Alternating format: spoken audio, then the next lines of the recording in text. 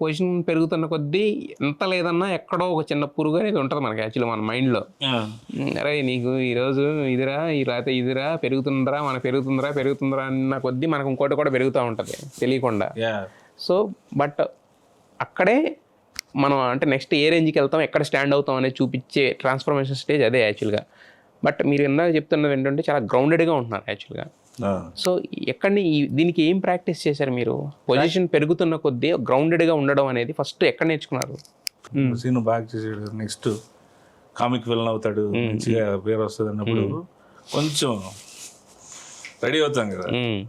అప్పుడు నేను కానీ ఇంకా సడన్గా వెళ్ళిపోయాడు రాజమౌళి గారి దగ్గరికి వెళ్ళిపోతే ఆయన ఏమో మొక్కలు చూసుకొని లుంగి కట్టుకొని చిన్న చిన్న పనులు చేసుకుంటా ఇంకంతే. ఆ రోజు స్టార్ట్. ఆయనే అలాగుంటే మనం పెట్టి 1 డే ఆయనతో స్పెండ్ చేసేస్తాం. ఇంకా ఆయన ఇంటికి వెళ్ళి ఇంకా ఇంట్లో ఎలా ఉంటుందంటే ఇంకా అట్మాస్ఫియర్ అప్పట్లో అసలు పెద్ద హీరోలు, చిన్న హీరోలు, టెక్నీషియన్స్, డ్రైవర్లు, వాళ్ళు వీళ్ళు పనోళ్ళు వాళ్ళు ఇది ఏం ఉండేది కాదు.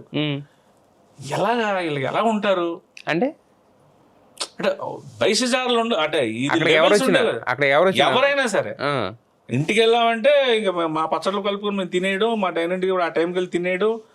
ఇప్పుడు వీళ్ళు యాక్టర్లు సపరేట్ గా, వీళ్ళు డైరెక్షన్ డిపార్ట్మెంట్ సపరేట్ గా, వీళ్ళు భోజనం చేయాలి, వీళ్ళు లోపల తినాలి, ఇది ఏమీ ఉండదు రాజమౌళి గారి ఇంట్లో. మేమందరం ఇంక వెళ్ళిపోయి ఒకరోజు ఆయన దగ్గరికి వెళ్ళిపోయి అలా జస్ట్ ఆయనతో అలాగే అబ్జర్వ్ చేసుకుంటూ ఉంటే ఆయన చేసే పని కానీ ఆయన చేసే వర్క్ కానీ చూసుకుంటే ఆయన అలా ఎలా ఉంటది అంటే లైఫ్ స్టైల్ వెరీ సింపుల్ అండి.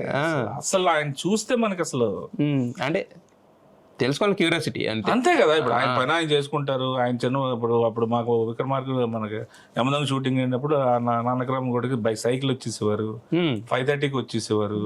బ్రేక్ అయితే ఆ పక్కన ఎక్కడ గడ్డి గొప్ప ఎక్కడ ఆ సెట్ లో అక్కడ పడుకుని పోయేవారు. మనకే క్యారమ్ అనేది అంటే మనం పర్టికులర్ గా పర్సన్ చెప్పకూడదు కానీ ఫస్ట్ మేము షూటింగ్ వెళ్ళంగానే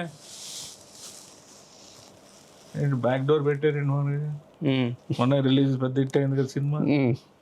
బ్యాక్ డోర్ ఏంటి మనం ఎప్పటిలాగా అసిస్టెంట్ పిలిచారే బ్యాక్ డోర్ ఏంటి వెళ్ళి అడుగు మేనేజర్ ఆడమా కొంచెం మైట్ బి రీజన్స్ మేనేజర్ల కాళ్ళకి అదేలేండి అక్కడ ఒకటే ఉండొచ్చు, 1.25 రీజన్స్ ఉండొచ్చు. కానీ మనకి పర్టికులర్ గా ఏంటి అయ్యే కావాలి. అయ్యే మనం కిందేసి తొక్కేస్తాయి. అవి ఏమి ఉండకూడదు అంటే ముందు ఒకసారి అక్కడ దగ్గరికి వెళ్ళి ఆయన దగ్గరికి వెళ్ళి ఒక రోజు చూసుకుని ఆయనతో గడిపేస్తే అంత పెద్ద డైరెక్టర్ అంత పెద్ద ఇది ఆయన అంత సింపుల్ గా ఉన్నప్పుడు అక్కడ కొంచెం 10% నేర్చుకున్నా హ్యాపీగా మనం. అంటే మీరు మీరు విక్రమార్కుడి నుంచి ఆయన చూస్తా ఉన్నారు కదా, ఆయన ట్రావెల్ ముందు నుంచి ఆయన ఇంటికి వెళ్ళిపోయేవాళ్ళం కదా. ముందు నుంచి ఇప్పుడు ఆయన వెళ్తే ఆయనతో పాటు వెనక వెళ్ళేవాడిని, ఆయనతో పాటు కూర్చుని. ఇప్పుడు ఇంకా వాళ్ళ ఇంటికి వెళ్తే ఇప్పుడు హీరో గారు ఛత్రపతి టైం ఛత్రపతి ముందు నుంచి వెళ్ళడం మాట్లాడడం, సాయంత్రం వెళ్ళేసరికి కూర్చోవడం. ఛత్రపతి కదా ఫస్ట్ స్టార్ట్ ఇద్దరికి వాళ్ళ సినిమా స్టార్ట్. అదే అంతకుముందు వెళ్ళడాలు రావడాలు ఉంటాయి కదా. అప్పటి నుంచి ఇంటికి వెళ్ళి కూర్చోవడం. ఇప్పుడు ఆయన మాట్లాడుతున్నారు కదా, వెనక వచ్చిన మనతో ఆయన మాట్లాడాలి రూల్ ఏముంది.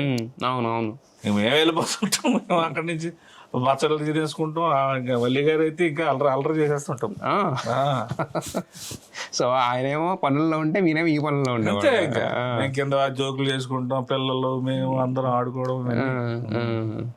అక్కడికి వెళ్తే ఒక గోల, ఒక ఎక్కడికో లైఫ్ ఒక రకంగా చెప్పాలంటే ఒక లైఫ్ ఒక నాలెడ్జ్ అండి. నాలెడ్జ్ అంటే ఎవరి పని వాళ్ళు ఎలా చేస్తూ ఉంటారంటే అలా ఉండిపోతాం. అదే ఛత్రపతి నుంచి ఇప్పుడు వరకు చూస్తూ ఉన్నారు కదా, ఈ సినిమా వరకు మధ్యలో చాలా సినిమాలు మీరు కూడా యాక్ట్ చేశారు, కలిసి పనిచేశారు కదా రాజమౌళి గారిలో. చేంజ్ అంటే ఏం చెప్తారు ఆయనలో కనిపించింది? చేంజ్ అంటే ఏం లేదు, డిక్షనరీ చేంజ్ అని తీసేయాలి అంతే. ఏం లేదు ఆయన అసలు. ఇంకా ఆయన గురించి మాట్లాడే ఇంకా ఎంత తక్కువ మాట్లాడితే అంత మంచిది. ఇంకా అంతే. గురువు గారు అంటే ఆయన వేరే. అలా చూసి అలా వెళ్ళిపోతుంటే సార్ అలా చూసి వెళ్ళిపోవడం తప్ప ఇంకేం ఉండదు అంతే. మాకైతే ఇంకా అంతే. It's God. Yes.